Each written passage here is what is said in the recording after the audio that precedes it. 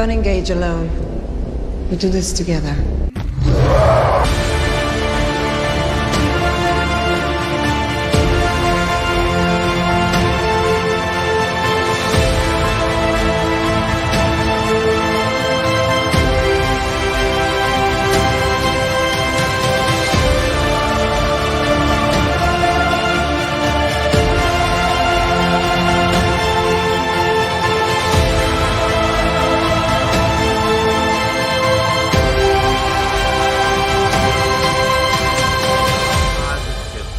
Yeah, we got it. We got it. 52 books. Somebody clip this movie. Welcome to Comics League Movie Night. I am Jared. I'm here with Nick from the Phoenix Press. What's up, brother? Oh man, my back. Oh, don't worry, dude. That's what comes with age. And I'm here with Taladia Plays. What's up, brother? What's up? It's great to be here, as always. And we're talking about Spider-Man 2. We talked about Sam Raimi's Spider-Man 1 in the past, like an early episode of Movie Night. So Jay Heat suggested we talk about Spider-Man 2. He'll be here soon, hopefully. And so for those of you that somehow lived under, Atchison, in fact, took the words right out of my mouth. The best Spider-Man movie. Yeah. Or at least the best sequel to a superhero movie. What do you guys think? I'll start with Nick. I mean, not only is it like the best Spider-Man movie, but it is definitely one of the best comic book movies of all time. Yeah, 100%. Also, Brown Destroyer, you're 100% correct. Yeah, in terms of the two, I mean, I like Tom, but no, Tobey is better. Tobey is better, even though he didn't really quip as much as I would like. Here's your change. For Spider-Man, yeah, I prefer this. Yeah. Here's your changes there, but it was rarer. I mean, Andrew was the one that I think got the best quips. Like, oh my gosh, knives, my one weakness. Okay, this is going to be a bit of a hot take here. Tobey is the better Spider-Man. Andrew has the better Spider-Man movie. That's interesting. Elaborate. So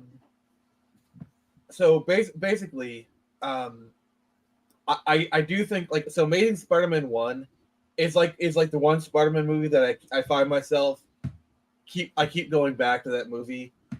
The problem I have, and this is more of like a modern kind of reevaluation thing, I can't freaking stand MJ in these movies. I'm sorry. Yeah, I'm sorry. She is the worst part of these movies. Nick, it's not about you. Down. Nick, it's not about you. It's about me. I love Tobey. And I think Rosemary Harris is the best Aunt May. Like, she is the quintessential Aunt May. She is the Kristen Reeve of Aunt May. Like, you notice how each movie they keep, like, Aunt May keep getting younger. Yeah. What's next? In the next reboot, Aunt May is going to be played by Sydney Sweeney. There was this great meme that was like Aunt May. Oh, Talania's reaction.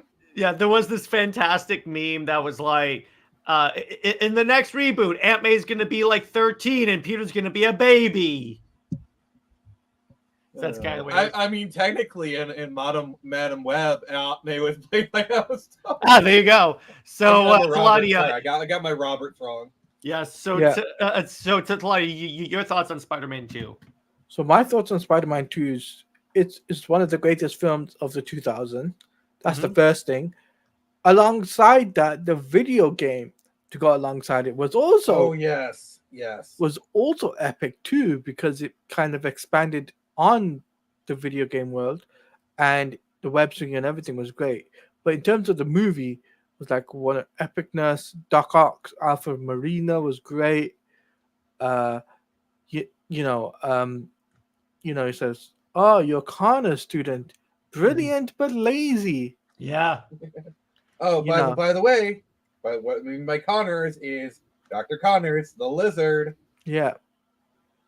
Which, correct me if I'm wrong, I think that if they had gotten to Spider-Man 4, it would have been Kirk Connors. Yes. Yeah, because like they actually have Connors show up in this movie, and he's actually a supporting character in the next movie. they're clearly leading up to something. Yeah. Brown Destroyer says, I was like 22 to 26, something over for Forever 15 Spider-Man. Nice. The train fight is peak. We'll talk to that. Isn't this movie in the Dark Knight universe? Wait, what? Wait, what? I didn't see Batman or Bruce Wayne show up in Spider-Man. I mean, if you want to talk crossovers, the Punisher appears in this movie. Yeah, exactly. Thomas Jane, the Punisher, and I'm like, yes. Hey, what's up, Lord? Yes, best Spider-Man movie. Also, Absolutely. speaking of crossovers, it's time for my first fun fact of the day. Go ahead. Hugh Jackman was actually supposed to make a cameo, I think, in Spider-Man 1 or 2, but Fox, and I'm making air quotes here, couldn't find the suit. Sure they couldn't. Sure also, they couldn't. I think at one point the Baxter Building was supposed to make an appearance in the Spider-Man New York skyline. So you're saying we almost had an MCU, pre-MCU? A Fox CU. With all the characters that actually sell Marvel comics? Yeah, it's a pity. It's up, Cameron. Yeah. They're characters that you sell when you're in bankruptcy in order to stay afloat. And then you realize, oh no, like when you want to make a Wonder Woman, your version of Wonder Woman, but all your female characters that people care about are away. Oh, Brown says, Jared, there was a scene in the beginning. Joker wore the mask standing in front of a movie theater in Gotham where the Spider-Man movie was playing. Oh, okay.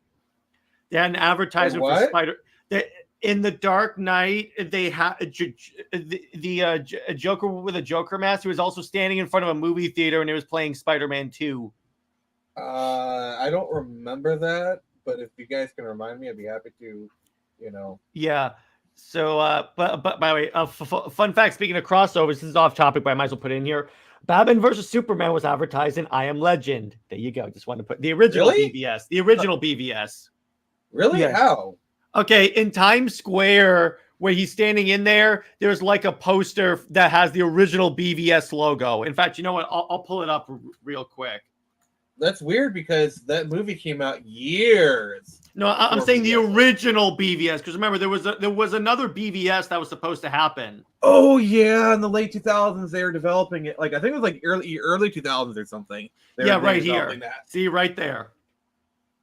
Oh dear God. Yeah. Holy Ironically, crap. Zack Snyder almost did I Am Legend. That's my obligatory Zack Snyder reference. Ironic. He could save others from death, but not himself. A Marvel movie being advertised in a DC movie. Yeah, okay. I'm going to look that up. I mean, you do too much. You're not Superman, you know. Yeah. I love that line. The other thing that's kind of funny is when Aunt May, it was when Peter goes to visit Aunt May and he goes, "Where are all my comic books? Are those horrible things? I threw those away." Oh, and also on the Crossroads front, like, oh, what should we call him? What about Doctor Strange? Good name. Too bad it's taken. Yeah, but the other thing is like, you could have financed your house with those comic books. By the way, here it is. Depending on what comic books they were. So Nick, I mean, considering Peter. What? So that's the Spider-Man poster that's kind of in the distance for Dark Knight. Zoom in. I can't really see it that well. Hang on. Oh yeah, I see it. I wonder how much of that was intentional or just like we're shooting in this location and it's already there. We can't change it. Yeah, that is interesting. So it'd be kind of funny if in the Marvel universe, the Avengers are arguing about the Martha scene from Batman versus Superman. I mean, I think it's canonical to each universe where like Marvel exists as comic books in DC universe and vice versa. So yeah, that would be hilarious. Yeah, exactly. It is kind of weird. The Raimi trilogy had some of the best posters. Yep. Plus, it had some of the best opening sequences, like this one, where it recounts the previous movie, but it's Alex Ross paintings. Yeah, that was so great. Yeah, Alex Ross. We did talk about Alex Ross on 2K. Yeah, so, that needs to be an episode. Yeah, one of the absolute best comic book artists of all time, and yeah, the way he did this, it was really cool. I wish they brought him back for Spider-Man 3. That would have been great. Yeah. But so continuing on, so the movie starts off. Peter Parker's been Spider-Man for 2 years, and he's not with Mary Jane, which again, that may be a good thing because this Mary Jane sucks. But Of course. and the thing about it is that these movies did also like capture the whole Parker luck thing, where everything's always going wrong for Peter Parker. Yeah, and it's even crazier if you ever looked into like the earlier drafts of this script. So Spider-Man 2, some of the earlier drafts actually had Black Cat in it as like a rival love interest. And there would have been like a story point where Harry puts a hit out on Spider-Man, and that's like their excuse to have like a bunch of villains appear. I thought it was the Daily Planet put a hit on Spider-Man. The Daily Planet in a Marvel movie. I mean, sorry, the Daily Bugle. That was my old man moment. So there you go. Happens to 1 in 5 men. You would know, wouldn't you? Spider-Man could very easily be in Jimmy Olsen's place in the Daily Planet, specifically this version of Spider-Man. Yeah, as a matter of fact, he could be, particularly if you go with a because at the time the Superman was Routh, right? Yeah, I mean, we've had this discussion before, like Spider-Man versus Superman. They'd maybe like trade a few blows and they realize, oh, hey, we're actually pretty cool. And then Superman would hire Peter to be his photographer for the planet. In fact, what's kind of funny is when they did Heroes Reborn, the new one in Marvel, where they basically improved the Marvel universe by turning into the DC universe, Peter Parker was the photographer for Hyperion. He was the Jimmy Olsen for Hyperion. By the way, I want that to be a movie, Marvel. Make a Squadron Supreme movie. If you made a Shang-Chi movie, you can make a Squadron Supreme movie. Oh my god! I'm sorry, there's no excuse. We're gonna have to review Squadron Supreme comics, and it's all your fault. Yes, thank you. Probably will at some point. But so the other thing is like, then we find out that like Mary Jane is engaged to J. Jonah Jameson's son, who, fun fact, so isn't it like in the animated series, that's how Venom gets on Earth? He's in his space shuttle. Yes. Yeah. Also in Spider-Man Unlimited, he's a supporting character. He's part of the Resistance team. Shocker! Oh, 100 years, shocker! That's a different animated series, but yeah. No, I know, but you know what? It works. Wasted opportunity for Spider-Man 2 that they didn't do the Shocker moment. Wasted opportunity. But they did interpret Shocker in the video game, so they did, but they didn't do that all three in the first, and I think at least the first and second one. Yeah. So and then we have Harry Osborn is kind of weird in this because I get that. So he knows that. Here's the problem with these movies. Peter Parker at no point, particularly at the end of this, when Harry finds out that Peter's Spider-Man, at no point says, hey, let me talk to you about this. Your father was the Green Goblin. Don't tell Harry. I mean, they touch upon this in the third movie. Norman Osborn's dying wish. Literally, the last thing he said in the first movie was "Don't tell Harry," and this is what he struggles with in the second movie. And in the third movie, it becomes a plot point. I'm just like, this is so stupid, though. I'm like, it does.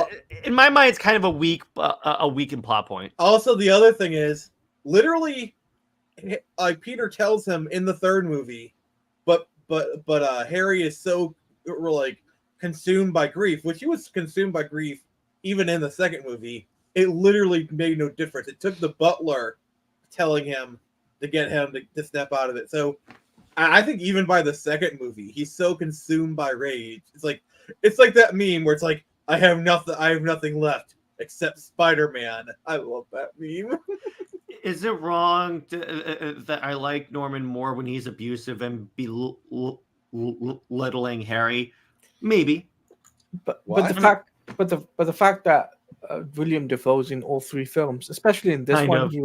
he played a pivotal role for Harry. Like, you know, as Avenge soon- me. Avenge me now! Oh, fun fact time. Mhm. So they paid a plank on Alfred Molina. Oh yeah. If you actually look at some of the behind the scenes, they actually had William Dafoe come onto set and get into the Doc Ock rig and play the scene in order to show Alfred how it was done. Speaking of that, all right, so let's talk about Alfred Molina's Doc Ock. I like it. I would have liked if he had more of the goggles for Doc Ock, but besides that, I'm like, yeah, I think he did a pretty solid job portraying it. But as he made, like, you can tell Spider-Man 2 was made in a post-Matrix world. Yep. Like They're he's cosplaying as every character in the Matrix.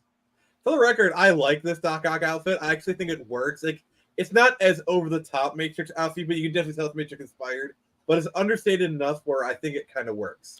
I also really like the scene when the doctors go to remove the arms and it turns into a horror movie and they'll be like torn apart by the arms. I love that scene so much because that's a scene that like somehow you make that scary and I am here for it. Although the one part that I kind of don't like, well, let me rephrase that I think is cheesy is when Alfred Molina screams, no, and the arms scream as well. What? Yeah, so when Alfred Molina finds out the arms are attached to him, he goes, no, and then the arms scream no as well. I mean, also, like, that scene is vintage Raimi. Like, that is, as PG-13, like, that is, like, straight out of Evil Dead. Like, oh, he got to flex his horror muscles. Yeah, exactly. Now, Taladia, what do you think of Molina as Doc Ock? What's up, Dave? One of the greatest actors of all time to portray Doc Ock. Like, come on, like, fun fact is like this is what Sam Raimi portrayed. Like, literally, like made Doc Ock like a British guy. Not a British guy, but like he was a British actor playing an American character, and the way he portrayed him was top tier, and he kind of felt like a teacher to Peter as well, which was like very cool, very interesting. Because he taught him valuable lessons in this movie, and furthermore, it was like just to see his portrayal of like how do I explain it? The train scene. It was just great. That was a great epic scene, right? Yeah, like he's like, "Oops, Butterfingers," Yeah, I love that scene so much. That's great. And then there is like a longer version to that train scene, which I think is called Spider-Man 2.1 as well, which is a little bit longer, but it's still a great scene regardless. And his portrayal of Doc Ock actually carries over into No Way Home, which is I'm glad that they still kept that continuity. Yeah, agreed. Yeah, that was one of the cool parts. I did also like. I liked how in this universe, a lot of like for 2 movies, Spider-Man's villains start off as mentors to Peter Parker. I really like how they keep that same thing. Well, even in the 3rd movie, the thing I love about the Raimi villains is they're not really villains. They're people who are motivated by very human desires. Like the reason Norman becomes the Green Goblin is his company is almost bankrupt. Unless so you have a human trial, so he experiments on himself. A very human motivation factor. With Doc Ock, he had an experiment and it killed people, including his wife. Also, the arms themselves are influencing his mind. Doc Ock is not a bad person. And then Sandman, the actual villain of Spider-Man 3, fight me. His thing is perfectly explained. I'm not a bad guy. I just had bad luck. These are people where you might not agree with them, but you can empathize with their situation. Be like, okay, I can see why they think that way, and I totally understand the series of events that got there. And this is actually kind of why I do have some love for Homecoming, because the Vulture is straight out of the Raimi villain playbook. He's a person who's not trying to do evil. He's motivated by trying to provide for his family, so he scavenges the alien parts. He's not, like, Vulture's not really doing anything evil in the MCU. It's just Spider-Man's getting in his way. Like, the Vulture doesn't want to kill him. You know, even after he finds out he's Spider-Man, he's like, hey, show my daughter a good time. You know, like, that kind of thing. Sorry. Yeah. Also, it's too bad we never got Raimi's Lizard or Mysterio, portrayed by Bruce Campbell. Yeah. So, oh my God. Originally, Mysterio. So Bruce Campbell originally played like 3 separate characters. He was the announcer for like the wrestling match when he gave Peter his name, the Amazing Spider-Man. In this, he was an usher. What was he in 3? Oh yeah, he was the like. French the Mater D guy. By the way, even better. Did you know that in Spider-Man 4, the Vulture was supposed to be... Actually, I think it was in earliest Spider-Man 3, the Vulture was supposed to be played by Ben Kingsley. I could see that.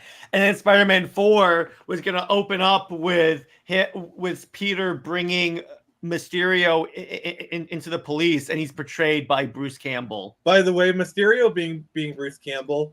Would do so well because they could retroactively say Mysterio has been here the entire time stalking Peter. Yeah, he was playing the long game. And yes, so when the Daily Bugle is naming Dr. Octopus, they start playing through all these different doc names. Someone says Dr. Strange. Oh, it's taken. Yeah, reference to Dr. Stephen Strange. Yeah, I love that. Yeah. So, fun fact, it's like that whole Bruce Campbell appearance as well. I was going to bring this up. Is the fact that, like, I felt like he played a really good role in each individual film for Sam Raimi in the Spider-Man films. Yeah, right? because Mysterio is like an actor or a visual effects guy, so it makes sense that like he would be able to portray these 3 very different roles and then like attack Peter. So that kind of works. Yeah. Randy says, even though I like MJ way more than Lois, I am still not a fan of heroes dating a civilian, but I can tolerate Peter and MJ because it makes money. Not this I will say, yeah, I hate this version. This version of Mary Jane I have the about as much disdain for as Lois Lane. Especially where like she's obviously in a relationship with the astronaut. And at the party, she's like giving Peter one last chance to like save the love, and then she agrees to the proposal. I'm sorry, I have to say this. Be gone, thought! Yeah, that is emotional manipulation. And she still obviously is in love with him throughout the entire thing. Then she leaves the dude for him. And then the 3rd movie, she basically cheats on Peter. So I'm like, yes, Ursula is the best girl for Peter in this universe. Oh, did you ever hear? I don't think this was ever actually stated. But apparently, some people thought it would be a good idea for Mr. Digovich to actually be the Kraven the Hunter retired. Like it would be revealed in like he was actually Kraven the Hunter, and like he actually comes out of retirement to hunt Peter or something. Like, so you're telling me he's craving some rent? Oh my God! If they had done that movie, imagine they included that line. I'm craving some rent. Yeah, exactly. And then imagine if they had Dr. Michael Morbius show up for Morbin time. Oh, fun! Wasn't it like Blade 2? There's an alternate ending with Morbius in it or something. Yeah, again, and it's called the Morbin cut. So, Proud Destroyer, Lois Lane is better than this MJ. Lies. They're both equally reprehensible. It depends on what Lois. Like, if we're talking about the BVS Lois, then yes. We're talking about Eric. Nick, this is my show. We hate Lois on this show. Yes, but there are things that are objectively worse, i.e., this version of Mary Jane. Lois can be bad, but this MJ is worse. Okay, Bruce Campbell could still portray an older Mysterio. That could be the theme of Raimi Spider-Man 4. Peter comes to terms with aging, while Mysterio tries glory days of crime. That's actually not a bad idea for a plot. Who was Mary Jane the Andrew Garfield universe? I think it was Cheyenne Woodley. I think. Her actually scenes got filmed cut. scenes. Yeah, her thing. That also, the one who went on to play in Rogue One was Black Cat. I could see her playing Black Cat, honestly. I just really want Sydney Sweeney to play Black Cat in the Tom Holland universe, please. There's rumors that she was casted as that. Which, in Tom's universe? yeah, in Tom's universe. You know, Okay. it was for the upcoming Spider-Man movie. I mean, I could see it happening still. So I would like that. By the way, real quick, who would you want to play Gwen Stacy in the Tom Holland universe? Oh, Tom Holland universe. it has to be the same age. Someone the same age as Tom. What about the woman who played Enid on Wednesday? Who's he? I've never seen that. Oh God. She's a younger actress. What But, else like, was she in? I'm looking at the actress. Emma Myers, I guess is her name. Let me see. I've never seen. If you see, like, you just looking at the look of her. Yeah, kind of. All right, I'll share screen. But I could see her playing Gwen Stacy. Yeah. And when you think about it, they kind of have already done the dropping the original love interest because now Mary Jane doesn't remember him. See, the thing is, since Tom Holland is younger, I kind of want a younger actress to match it. Agreed. Kieran and Shipka would actually make Dave the Impaler. Yeah. Well, it's no surprise because Dave is always doing fantastic casting. So there you go. Emma Roberts. Yeah, no. Dave is quite the Impaler. And our boy is here, so let's talk about. So everything just really started to heat up here.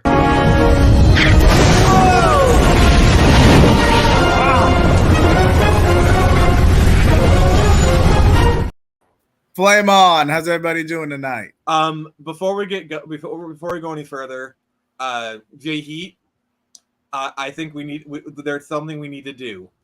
We grant you the rank of master and a seat on the council. Congratulations, buddy! You are officially a master. You literally have the piece of paper that says Welcome you are to the a Masters master. Club, my friend. Welcome to the Masters Club. Welcome to the Master Race. Appreciate it, guys. Appreciate it. Telania, do you realize what A you Dark just said Knight to a 3. black man? Dark Knight 3. Dark Knight 3. But anyway. Dark Knight Rise 3 reference. Yeah. But anyway. Oh, But man. anyway, so Jay Heat. Sorry. Oh, I'm sorry. I just wanted to So, give Jay Heat Jay his just Heat. due. Tell us your thoughts on Spider-Man 2. Well, first, I just wanted to get this out of the way. Can you see it for the filter? Probably not. No, I'll show it no. to you afterward. But wanted to show that off. But definitely the best of the trilogy. Though looking back, you're definitely not going to notice it when you're a kid. But looking back, this version of MJ is just toxic as heck. She's about on the same level as Lois Lane. At least you have the excuse of Lois Lane just being an arrogant reporter. MJ, okay, granted, say what you will about the most recent Spider-Man games, but for the most part, MJ is a model, and the biggest nitpick of that relationship, it's akin to first responder mentality, where you never know what's going to happen to your significant other. This MJ 2 times Peter twice, and that's not even counting the mess that was 3. Mm-hmm. I'm not going to spoil that in case we ever do a movie night discussion on Spider-Man 3, but let it be known it's memed for a reason. That's all I'm going to say on that. Yeah. But again, I hate this version of MJ. Brown Destroyer also brings up a good actress to play Gwen Stacy. How about the girl? Stargirl. Yeah, absolutely. I think she could do it. The actress that played Jameson could have made a great Perry White. That's J.K. Simmons. J.K. Simmons is Perry White. That would be interesting. I could kind of see that. Get me pictures of Superman. It's not the same. It's not the same compared to Olsen. Yeah. That would be so good. Oh my god. So mind you, but yeah, I'll say this: one of my favorite tracks in this film is "Raindrops Keep Falling on My Head." Yeah. That. So let's talk about that subplot. So throughout this movie, Peter is losing his powers, and you keep wondering why. 1 in 5 superheroes. Yes. So he's having performance anxiety is what you're telling me. I mean, So, that's literally what's happening to him. Spider but yeah. performance anxiety. He's essentially behaving like actually, you know what? I have a perfect representation of what he's going through right now. Where is it? Yes. So this actually is a perfect representation of what Sam Raimi's Spider-Man is going through. There you go. Oh my God. Whoever made that meme, give them a round of applause. Wow. That's Wow. a Nick meme. That's a Nick meme. Well done, sir. It happens to one I in five swear, Supermen. I swear, this doesn't always happen. Yeah, exactly. Sure, it doesn't. So I like where he talks to the doctor and goes, I'm having this dream where in my dream I'm Spider-Man. Actually, it's not even my dream, it's a friend's dream. He keeps trying to change his story. And I'm like, at that point with that doctor, I'm like, yeah, you're Spider-Man, dude. You're doing the complete opposite of trying to hide your identity. Yeah. And the doctor's like, he's obviously Spider-Man, but I'm a doctor, and he's trying to all right, I'll play along. I mean, here's the thing also. Doctor-patient confidentiality. He can't say anything. That's probably why he made the appointment in the first place, knowing he couldn't say anything. Mm-hmm. But Possibly, yeah. In terms of that arc, I like the idea of him at first losing his powers, and because throughout the entire movie, it is at first it looks like it just came out of nowhere. But if you look at it, set up because Peter's life is like falling apart because he's being Spider-Man, because he doesn't have time to like put into his relationships with like Aunt May, Toxic Jane, and Harry. Yeah, that's her new nickname, Toxic Jane.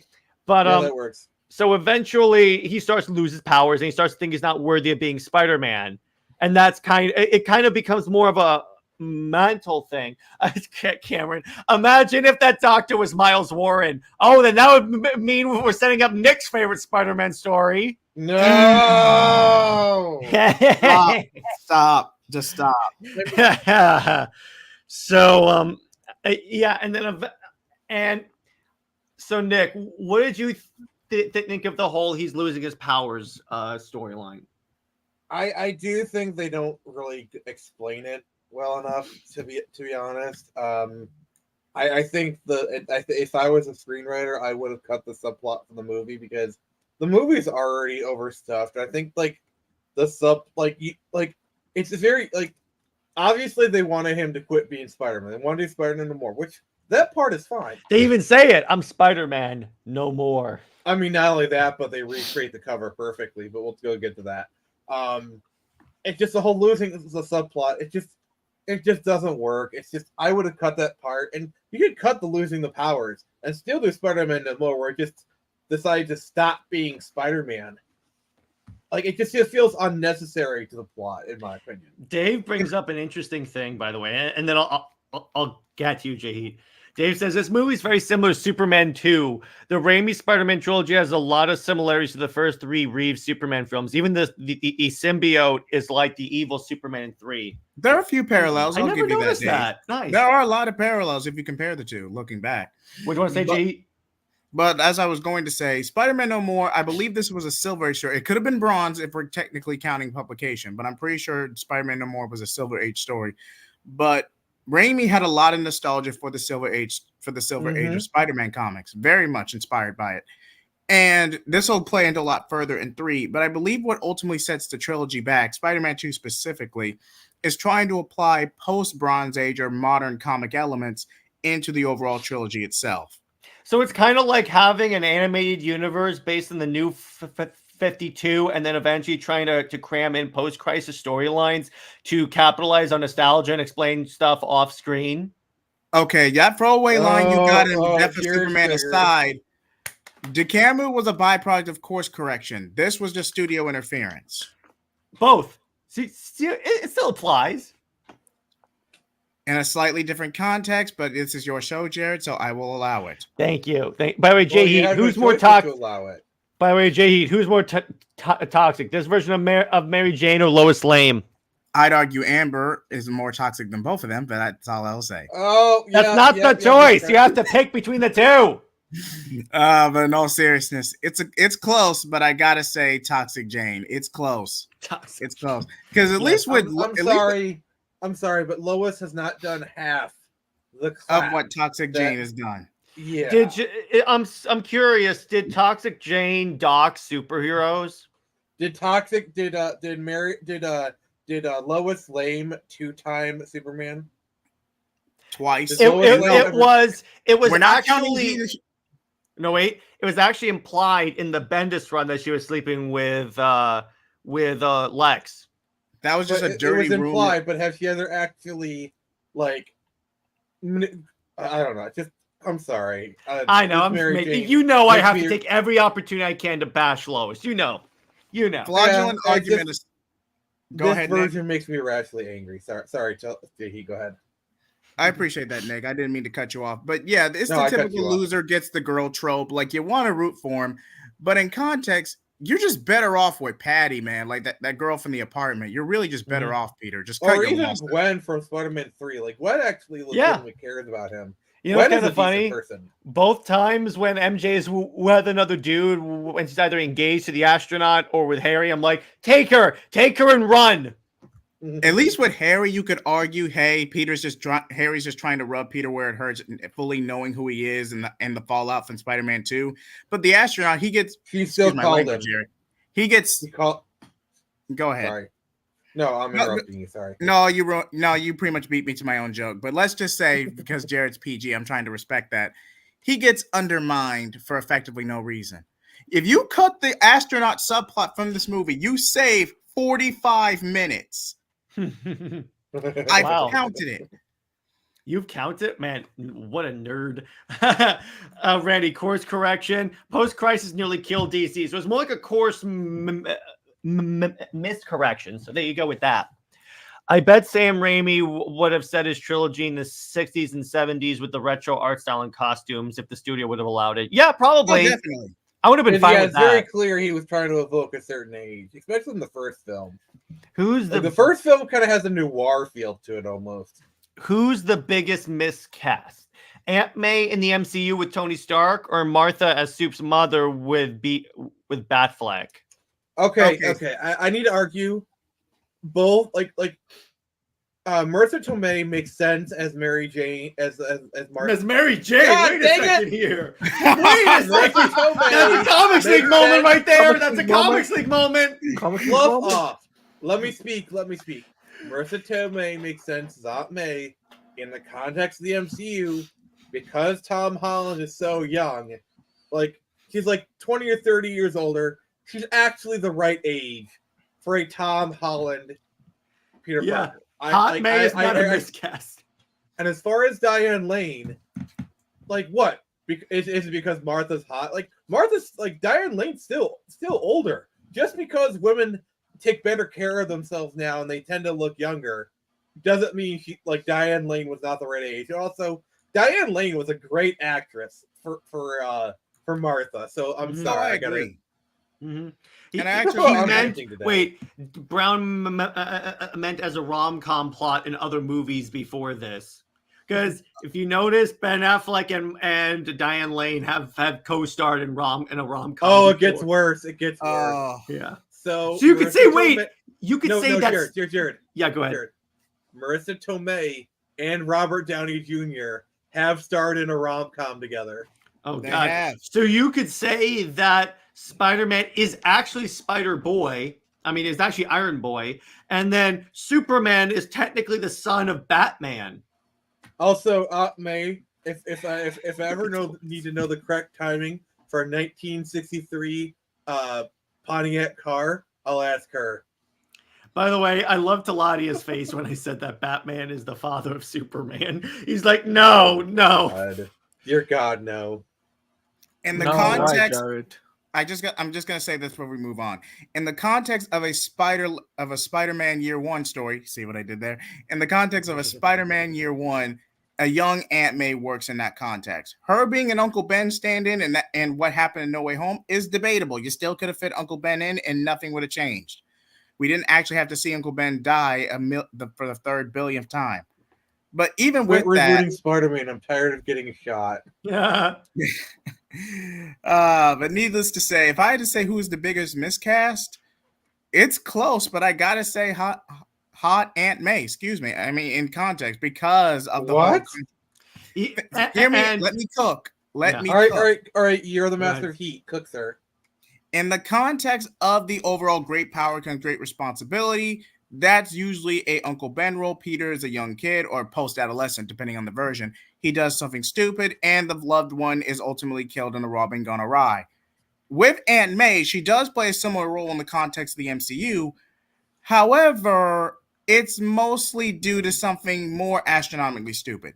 Because who in their right mind would tamper with magic and literally create a multiverse effect just to get out of being exposed? When you yourself actively put yourself in that situation, that's a lot more complicated than, oh, I let a robber get away just to spite a showman who cheated me out of a couple $100. Mm-hmm. Am I wrong? Continuing No, on.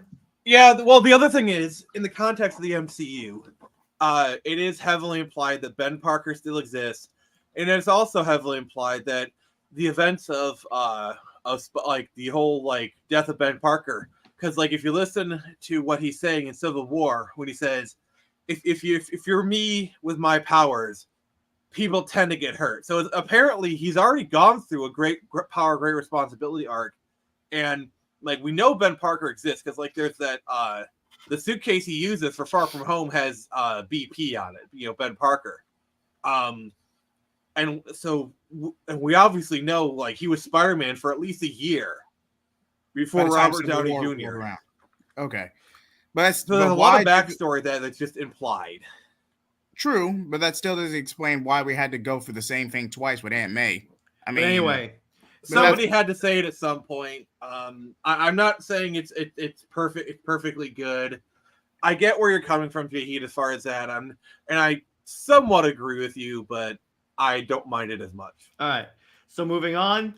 Randy says, in Superman Returns, Lois dumped a good man for Stalker Superman. Again, Lois is horrible. There you go. In the I MC, swear, Cyclops is just like, I'm going to jump multiverses. Maybe we can find a good girl. Still gets cucked. yeah, but I don't know He's why. like, I want to be a robot now. Gets cucked again. Yeah, I know. It's like James Marsden apparently can't escape that. In the MCU continuity, Uncle Ben disappeared after they canceled him off a box of rice. For all of his power, Peter couldn't prevent it. That's true. Oh, wait. Sorry, I have to complete the joke. It took him befriending an alien hedgehog to finally have them be in a healthy relationship. Oh, there's still time. We still haven't seen Spider-Man, Sonic 3. Oh, dear God, no. I don't like what Jared's implying. If this were written by Bruce Timm, his wife would fall in love with Shadow. Dude, Stop. Bruce Timm Stop. is not even Bruce Timm is that bad. Dear God. Oh, he turned Batman into a predator. I'm pretty sure nothing's off the table for Bruce Timm. Bruce Timm is not a furry. Also, Tony Stark should not be a father figure age of Peter Parker in the MCU. At best, Tony Stark would be the big brother figure. I see where you're going with Yeah. that. I see where you're going with I gotta disagree on this one. That's a No, bit of a well, I stretch. don't like the Iron Boy plot line of Spider-Man 1 and 2. Because of the age difference between Peter and Iron Man, it actually does work for like the father figure. Plus, honestly, it's really good for Tony's storyline because you got to realize after like Civil War, Tony really doesn't have a storyline. Tony's storyline in Phase 3 is basically mentoring Peter, and that makes perfect sense for his character arc. Like he's a superhero now; he's mentoring the next generation, and honestly, the whole thing with Spider-Man, his relationship is honestly kind of sweet. Mm-hmm. I can see that. Honestly, Harley should be Peter's. I think Yeah, he means happy no Hogan, disagreement happy. there. happy. I have no disagreement. So Yeah. Harley should have been like the Iron Boy or whatever, but you know. Yeah. That would have been kind of cool. And now James Marsden might be canceled off Sonic because it came out that he wrote a letter to the court defending. Oh God. Wait, Yeah, wait, we're not wait. gonna. No, we're not going comment. to cover that. No, No, comment. No. I'm No, not. no, I'm not highlighting that comment, but that might be I bad. was wondering why, like, there's this line in Knuckles where it's like, "Oh, James Marsden's character, he's on vacation." I thought it's just they didn't want to have because, like, it's like, "Oh, James Marsden he's a bigger star," and they didn't want to pay him for like just this one scene, so that's why I explained it. But, If that's true, that ain't good. But anyway, back to Spider-Man. So you get eventually it's kind of cool that so he goes through, he starts to like get his life together, and then he realizes, no, the people need me as Spider-Man. So it's kind of like Batman not being able to retire as Bruce Wayne because inevitably a villain's gonna come together, gonna show up, and essentially like Make a mess of things. yeah, because and actually one of the people at the Daily Planet is like dang it, at the Daily Bugle. Happens to 1 in 5 Breathe, Jared. men. Breathe. He's like, thank you. He's like, Spider-Man is the only one who could have beat Doc Ock. And by the way, did you catch that they kind of implied that Robbie knows who Peter Parker is? Because he's like, I heard Spider-Man was there. And like the look. And also, speaking of like knowing Spider-Man, it's very obvious that Aunt May knows he's Spider-Man. Very obvious. Yeah, exactly. Yeah, Holland's Peter was terrible at hiding it. Maguire's Peter practically confessed halfway through Spider-Man 3. Andrew Garfield's Spider-Man, I don't think he ever told Aunt May at all. I think she just figured it out on her own. And yeah, like I said before, Tom Holland's Peter was just terrible at hiding it. Yeah, you didn't close your door before you stood in your room in a Spider-Man suit? With Mary Jane or MJ, as he called her? Not only that, but remember, Taladia, Aunt May found out who Peter was because when Stark gave him back the suit, he's standing in his room with the suit on. The camera pans up and you see Aunt May just hanging there. What the F? Yeah, exactly. I'm like, you couldn't close your door? What are you doing? So, and what's up, Tavia? Someone said Spider-Man, but I will say though, the VFX of this movie aged mostly not bad. There are some parts where I'm like, okay. Well, you got to realize this also comes from an era where they still were using heavy practical effects. Like a lot of the Doc Ock stuff was actually done on set. Like they built a whole rig for this. Yeah, exactly. They did. That is true. That is true. Jared, did you know that in the Silver Age of comics, Jimmy Olsen was Spider-Man for a while? Oh, wow. Jimmy, how can Jimmy Olsen be Spider-Man? Different universe. I think they gave him powers that were very similar to Spider-Man. Pretty much. So someone told Jimmy. So I guess I guess you could call him Agent Spider. Yeah, exactly. Or you I bet you that someone went to Jimmy Olsen and said, "You got to be careful. You're not Superman after all." That's one way to analyze something. It works better in this universe because Superman exists. But I like how Marvel always references DC, but like DC hardly references Marvel. Like there's so many times where they've referenced Eternals reference Superman, Spider-Man Homecoming references the Flash. Yeah. Wait, wasn't there? I hate to cut you off, Nick, but wasn't there a brief branding initiative after the first Death Metal event where they just ripped off a bunch of Marvel characters? Yeah, there was. Okay, really where? It was called the New Age of Heroes, I think what it was. They had like Damage, who was the Hulk. Sideways. Yeah, Sideways, who was the Spider-Man. And then the Terrifics were the Fantastic Four. In fact, hang on. I'll pull up the marketing picture so you can see that. The New Age. Oh, out of all the tie-in games, the Spider-Man 2 game was the best one, hands down. Yeah, so let's talk about that. Because if you want to talk about like the... By the way, so here's the image. So this is what the New Age of Heroes was. So hang on. So you had, behold. So Hulk, Ghost Rider, Spider-Man, the Fantastic Four. Pretty sure that did the Doom Patrol comic come out during this time, or was this after? I think it was after. I don't remember exactly. Because I see Chief there in the corner. That's why I was curious. Mm-hmm. But anyway, so talking about that Spider-Man game. Okay, Spider-Man 2.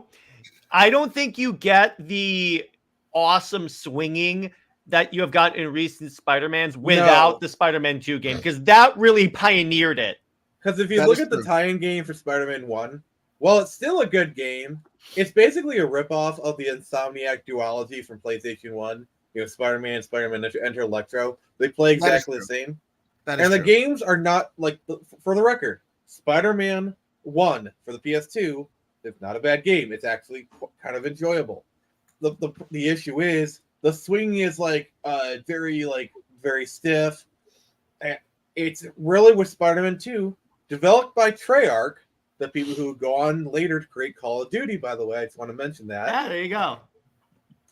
They created this, and if you actually play the game, you can see, like, there is a distinct line between this game and Spider-Man 2018, because the swing in Spider-Man 2. Hello? Can anyone hear me? Yeah, Nick, I think you gave out. Yeah, Nick, I think you froze. While we're waiting on him to come back, Yeah. basically what he's saying that the swinging mechanics are very similar between games, and you saw a steady progression over the course of 15 years. I think that's the general gist of what he's trying to say. Again, Not only that, because if you look at Spider-Man's one swing, because I played it briefly, because back when Blockbuster was a thing, and I realized I'm aging myself as much as I aged Nick, but they used to have these gaming stations around in the gaming area, and you could play games. And one of them was Spider-Man 1. And then when you're swinging, the swing in that game, here's the problem. Here's the thing about it. It's just you hit the button once, and your character just swings until you hit it again. With this, you're actually timing your trigger pulls with the swing. In other words, you pull, he webs, he swings. His internet probably died. And then you pull, and then you release, and then he releases. So it's more immersive. It's more like you're being Spider-Man. Yeah, but it's like the thing is with this game actually launched, like Spider-Man 2, the video game, launched, like, showed that you can make a great superhero movie tie-in game, which doesn't suck. You know, with the web mechanics to the storytelling, to furthermore the fact that they expanded on the story too, like having Black Cat involved and all of that stuff. Like, yeah, exactly. You can expand on it, because I still say Spider-Man 2 and 3 were not that bad. Hey, what's up, Nick? Are you good? I don't know what happened. All of a sudden, my internet went weird, and sorry, I was laying down some good banger rant. Did the dinosaur fall off the treadmill that was providing you with electricity?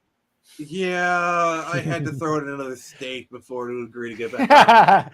But anyway, but as you were saying, Nick, where did I leave off? The web mechanics. You were talking about there's a line of, like, succession between there's Spider-Man a line. 2 There's a line between this and Spider-Man 2018. Where if you play Spider-Man 2 and then go play Spider-Man 2018, you'll be like, okay, the swinging of Spider-Man 2018 is definitely, like, more refined or whatnot, but you can definitely tell that this is the starting point. The swinging of Spider-Man 2 is actually, it still holds up, and it is a bit rougher than 2018. 2018 has a lot more autopilot mechanics, which I know some people don't like. I know some people actually prefer the swing of Spider-Man 2 because there's more direct input on it. But like, there's, you know, the whole momentum, like the momentum-based system of it. It all started here, and basically every Spider-Man game after this one has been a carbon copy of Spider-Man 2, including Spider-Man 2018 and Spider-Man 2. That is not a hot take. Yeah, it's not. And then Dave says, I'd still rather play the Spider-Man 2 movie game over the 2018 game. Hey, fair enough. Everyone has their preferences. What's crazy is I've never played any of the Spider-Man games. Oh, geez. Play them. You are missing out. You need to play them. Spider-Man 2018 is great. From what I can tell, Spider-Man 2 is it's you know, might not be your cup of tea. Ironically, Neversoft, the developers of the PS1 games, were later absorbed into the Call of Duty development teams. Yeah. That's why we're for, like, Spider-Man, I think it's like 2 or 3. You can actually play as Spider-Man. Yeah, exactly. By the way, Tevia says the only game I didn't play was Friend and Foe. That was not bad. It wasn't as good. Let me put it that way. That was Baby's first Spider-Man, though. Yeah, it was. Jared, did you know that in the Shazam movie where Freddy referred to Billy Batson as Captain Sparklefinger, that was referring to Captain Marvel from Marvel Comics, and she was mentioned, and she mentioned that she was in Marvel Comics. That's interesting. Hmm. That's fine. Oh yeah, because she has like shining hands when she uses the Also, powers. Captain Marvel. It's also that too. Yeah, true. And yeah, Spider-Man 2 is the story is okay, and the story has some issues in Spider-Man 2 because I don't. The problem with that is that it features a lot of clearly filler, like where you play as the deaf girl doing art, and I'm like, this is boring. Yeah. Not that there's anything wrong with that, No, but absolutely. where does this apply in the overall gaming experience? I'm here to play as a guy who swings through New York. New York. I don't care if he's black or white. I am here to play as a Spider-Man. I don't care if it's Miles or Peter. I'm not here to play as a deaf girl. And what's kind of interesting about Spider-Man 2 is that they treated Miles like he was the B tier one, because remember, he does all Spider-Man, because Peter's like missions actually advance the plot. Miles's are just like side quests. Miles is the side quest Spider-Man in that game. Pretty much, because you're even the first game, which was the first game, you had DLC where, okay, Miles's content is largely DLC. He gets a whole story dedicated to himself while Peter's out of town or dealing with something with MJ. Okay, makes sense. Yeah. And say what you will about the relative controversy, but at least in story, it somewhat makes sense. Peter takes a back seat to help mend his relationship with MJ. Miles does the majority of the patrolling, and Peter can cross over when he needs to. I'm not saying officially retire Peter, because that's never going to happen. Peter's the bigger IP of the two, let's be honest. But have him take a backseat and actually, build a relationship with MJ or Gwen Stacy or whatever. That's a healthy first step. Yeah. Mm-hmm. By the way, I just think the perfect way to use Miles is to treat him like Robin. Like basically have Peter be Batman and Miles be Robin. Okay. or Where Nightwing, if you want that. Okay, yeah, Nightwing, fair enough. Where they still have their independent stories, Peter being the main draw, obviously, but Miles is still important. And by the way, Atchison is a man after my own heart, because the Web of Shadows game could make a great movie. Yeah, it could. Perfect. That is one of my favorite Spider-Man games of all time. Isn't that the one where Tricia Helfer voices Black Cat? Yes. Yes. Okay, yes, as a matter of fact. It's really good. That's the one where you fight a symbioticized Wolverine. Isn't that the one where it has an evil ending? Yeah, it does, because Yes. it's essentially an RPG like that. Really surprised we didn't get Eddie Brock as a character, and him again, the symbiote as an end, becoming a playable Venom in DLC. First off, we need a playable Venom in DLC, because that was fun. Yeah, it just didn't make sense for the main plot, because the post-credit scene of the first game already revealed that Eddie had the Venom symbiote. So it wouldn't make sense for Harry to have the symbiote.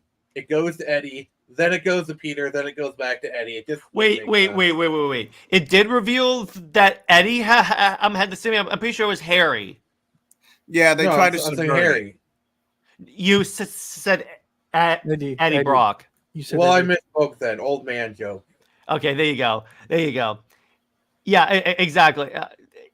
I mean, some isn't that the performances were best? better than others. Mhm. Some performances were better than others.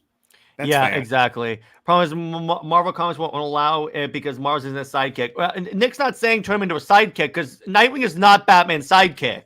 I No, mean, he's- sidekicks don't really exist anymore. Let's be honest. Yeah. Look at stuff like War Machine and Falcon. They're never called sidekicks. They're called partners.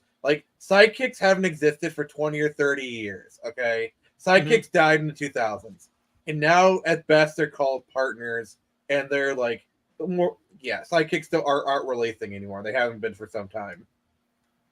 But I will say Sorry. that there's definitely a parallel between Miles Morales and Tim Drake. Now, I'm not saying Miles Morales is forgotten by any means. Miles Morales' IP is way better off than where Tim is, if I'm being completely honest.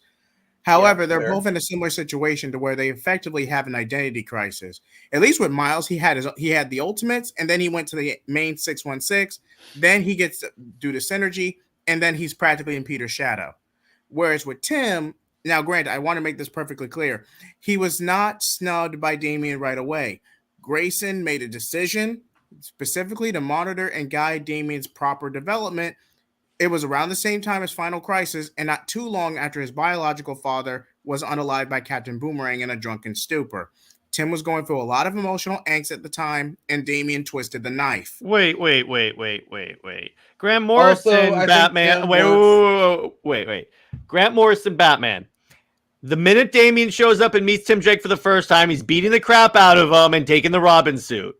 He took Yeah, the that's- Robin tunic. He was not officially dubbed as Robin until after Battle of the Cowl. Okay, fair enough. Yeah, and then, but the thing is, you also got the really good storyline of Red Robin. You know, Batman not being dead. I actually Great think run. Tim works Great better run. as Red Robin. Mm-hmm. Say what you will about the costume, but great run overall. I mean, yeah, and the new, I think that's what the new 52 was going for. The problem is they made it so Tim Drake was never Robin. So that's the problem. They went too far in the other direction. But anyway, so I think that's a good place to leave it. I'm going to go around. I rate this movie a 10 out of 10. It's despite its small flaws, it's not enough to take me out of the movie. So I say 10 out of 10. How about you, Nick? All right, I give this a 10 out of 10 movie. It has issues, but like the good far outweighs any negative. Especially compared to stuff today as well. Yeah. How about you, Taladia? 11 out of 10. Oh, wow. Oh. It's Taladia just one-upped us. Nice. Yeah, because the good outweighs the bad. And honestly, and nothing can be, something that really peaks. What peaks cinema is when you say it's pizza time. So Oh, you're wait, saying... Was that in 2 or was it? No, Wait. I remember now. That was the opening in 2. Never mind. Wait, But- Taladia. So you're Yeah. telling me that this is the Zack Snyder's Justice League of Spider-Man movies? Stop. Yes, I am. The heck? That Yeah. was forced. In that it's it's peak cinema. It's the best out of the 3 films. Hands down. And Brown Destroyer, the answer is no, because Mayday Parker does not have the brand to support a movie. It may be a decent support for Peter if the Spider-Verse films or anything to go by, but as a standalone, no. You're not gonna get a standard movie. You're not gonna get a movie just by Mayday, because that movie They have will trouble not make making money. Miles a thing. What makes you think like a daughter of Spider-Man is actually going to work? Yeah, exactly. So, Jahid, As since for it was me, your it's a pick, go ahead. 9.5. No, I give Spider-Man 2 a 9.5. It's a great movie, definitely the best of a generation. Don't get me wrong. But at the same time, with the studio mandate and the nostalgia bias for the Silver and Bronze Age, respectively, Sam Raimi wasn't able to create a fine balance of what he was given. Granted, it's better than where he was in 3, to where he just, okay, the studio is forcing me to do this. It's the last one. I'm not going to do 4, and I'm just going to, whatever happens, happens. Well, they were going to do 4, but then they kind of froze them out. Thank you for that input, Nick. But even still, if you're going to do Spider-Man No More, please do Spider-Man No More. If you want to have Harry resent Peter for the death of Norman, save that for 3. You crammed too much in one film. Yeah. Well, yeah. And the Toxic Jane subplot, don't even get me started on that. Well, what I heard, and I'll repeat this if we inevitably cover Spider-Man 3, is that the reason why, one of the reasons why Venom is in Spider-Man 3 is because someone came up to Sam Raimi and said, "Hey, you're putting the only the villains that you like in the movies. How about you also put one the fans like?" And this All was right. in the peak of Venom's popularity. Let me set some light on that. That person was Avia Rod. Okay? Oh yeah, Avia Rod, it mainly comes from the toy side of things. All right. Yeah. That is And true. That is true. Avia Rod forced Venom into Spider-Man 3 because Venom popular. You put Venom in movie be popular. Save him for Spider-Man 4. Easy fix. When we get to Spider-Man 3, just be expecting a rant. Jesus Christ. Yeah, like I've said multiple times, like for one, there's a good movie period in Spider-Man 3. And also you can have the symbiote suit and do that storyline, but then save Venom for Spider-Man 4. yeah, that's what they should have done, and we'll talk about that in 3. So all in all, pretty dope movie. 1,110. Marvel's best superhero film, period. Nice, Dave. Scott Tabor says Spider-Man 3 could have been so much better if Spider-Man 1 and 2 is the GOAT. Agreed. So we're going to go around. So, Nick, where can we find you and what have you got coming on your channel? All right. So find me on Twitter at the Phoenix Press. YouTube search the same. I currently have a campaign going for Torrent Samurai number 4. Feel free to check that out on Indiegogo. We're closing in on $500 raised. So if you haven't backed, check that out. Pretty cool. But in less than an hour, I will be streaming Fallout New Vegas. And feel free to join me and laugh at all my misdeeds. You know, I'll take my shot. I'll probably miss. And then Jared will be there to mock me for it. Hopefully. So, Taladia, how about you, dude? So on my channel, guys, you can follow me on Twitter, which is @largerblades_. And on my channel, I've got Snyder Fans Read Comics. I will be talking about multiverses because the return is happening for that game. So I've got to make a video about the return with Mark Hamill as the Joker. So I might do a stream on that. And also I will be doing some coverage with Jay Heath as we talk about Sparking Zero on both our channels. As $50 super chat from Scott Tabor. Thank you, sir, with no text. Thank you for the support, Holy my man. crap. Oh, wow. Thank you. That's a lot. what? I really Wow. appreciate that, man. Thank you. You got fans, bro. Well, that's crazy. Anyway, as I was saying, yeah. So we'll be talking about Sparking Zero with Jay He, and also I will be doing obviously Snyder Fans Read Comics, and then possibly if I do get a code, maybe Marvel Rivals, maybe possibly if I can get a code. Otherwise known as Marvel Overwatch. Yeah, maybe. if I can get a code. Here's what's next. Marvel Fortnite. Jay, where can we find you? What have you got coming out? Oh, Spider-Man does defloss with a spider web. Stop. No. That's what they'll do. I guarantee you. Ugh, cringe aside. I have recently hit 230 subscribers, so a celebration video is definitely going to be in the works. Stay tuned tomorrow. No, wait, Monday. Excuse me. I thought today was Sunday for a second. Stay tuned for Monday for the newest episode of Blazing Shonen. Anime Blaze will be coming out probably in the next week or so with part 2 of, well, essentially Fire Force Season 2. And for the next new Direction Verse content, stay tuned for another tie-in to be announced. Oh, And you still owe us that Gotham Knights stream. Yes, you do. That is in the works. That is in the works. So- Pay up, brother. Pay up. As for Comics League, tonight at 9 p.m., Britt and I will be doing a very live edition of Super Wonder Legacy to celebrate 40 episodes, where we are going to give a Dang. comprehensive list of Superman and Wonder Woman and Super Wonder reading suggestions. And fun fact, I told Britt separately to come up with like a top 5 list of her favorite Superman and Wonder Woman and Super Wonder books, down to every single one was also mine. Are you kidding me? I'm we did not coordinate this. Every single one she gave me was my favorite as well. You'll see tonight. So show up for that. In terms of Under Two Capes next week, we'll be doing a top 5 Superman suit. In terms of movie night, Nick, do you want to tease the audience on what movie night next week is going to be? So, Nightcrawler is going to attack the White House and almost succeed. There you go. We're going to leave you with that. We're going to leave you with that. So on that note, everyone, stay heroic. Lois Lane is Lois Lane. She belongs with General Zod. And Zois and Max Abat for life. See you later.